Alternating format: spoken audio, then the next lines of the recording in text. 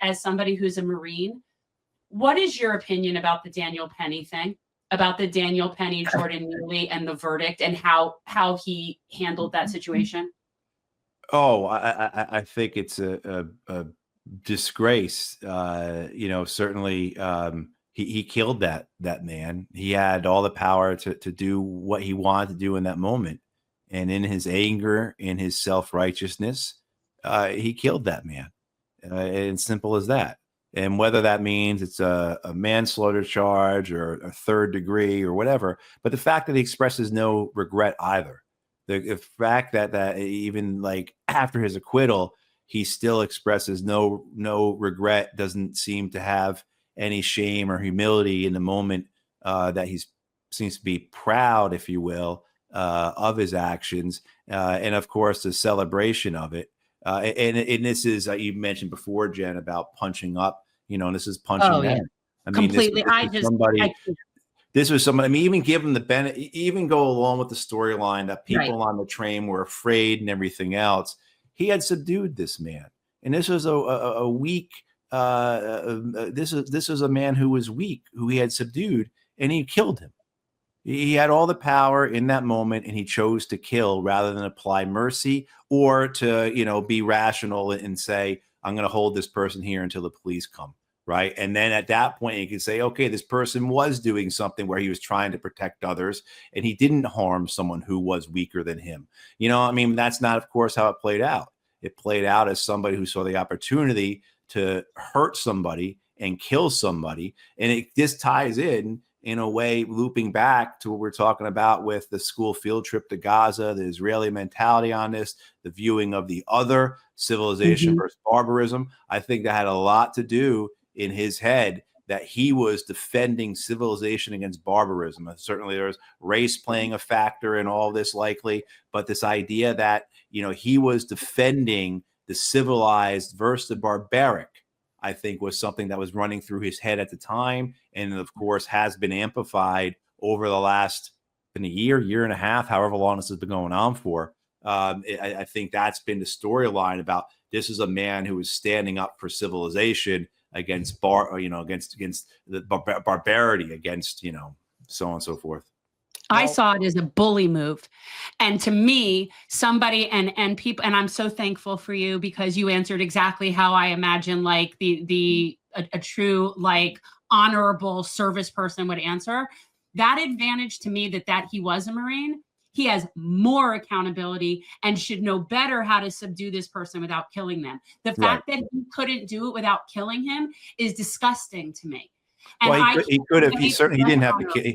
Yeah, no, he didn't have to kill him. He chose to continue to strangle him and choke him to death. I mean, that was a choice. That was a choice. Yeah, exactly. It's disgusting. And I also wanted to posture this out for everyone.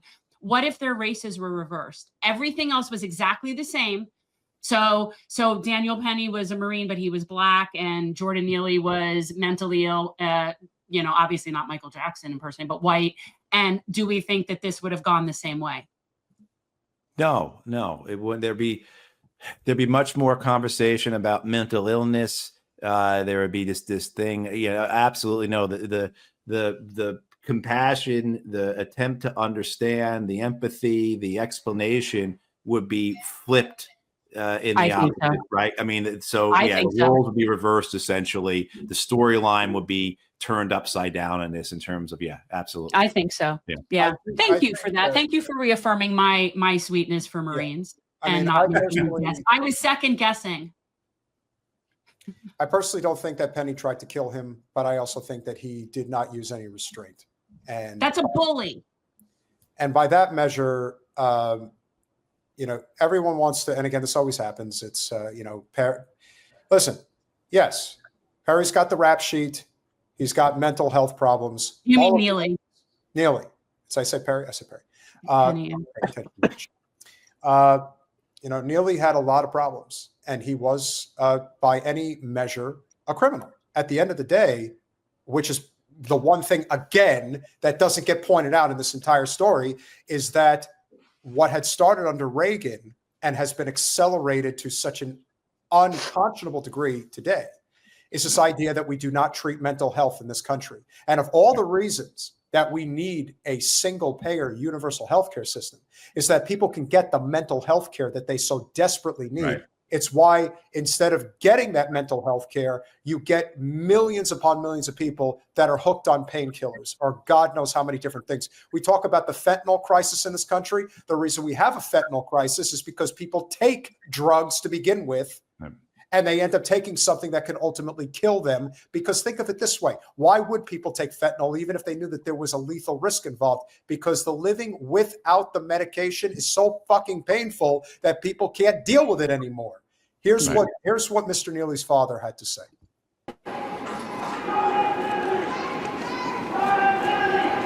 I just want to say I miss my son. My son didn't have to go through this. I didn't have to go through this either. It hurts. It really, really hurts. What are we going to do, people? What's going to happen to us now? I had enough of this. The system is rigged. Come on, people.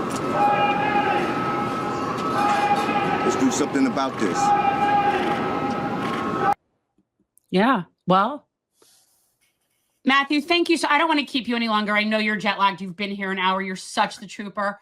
I so appreciate you. I really do. You've like sort of, I feel better now. I feel better now about the situation, that I wasn't crazy for thinking what I thought about that. Well, thank you. Yeah, and it's the first time I've seen you since you've run, so or since you the election. So thank you for running. Thank you for putting yourself out there like that, and for representing those of us who do not go along with this system that we have. And I think tonight's conversation with you all, we touched on a lot of different things. And it shows whether it's the wars overseas, whether it's the war against people here at home. Our wars overseas are mirrors of our wars here at home. The violence in both places, it's we need more people standing up against it. Otherwise, you're going to have more of the violence like we've seen, like we just spoke about. And this is the key, and this is the key point here. And TM is right. Neely was homeless and hangry and acting out, and people were scared. But if you're not going to go to the root cause of the problem, if you're not going to identify the fact that this man should have been in a mental institution, right, and they rejected him constantly. His father made note of the fact that they tried to get him help, and the system kept rejecting him. Why does the system reject? Because it's a profit system. For profit. That's right. it. End of discussion.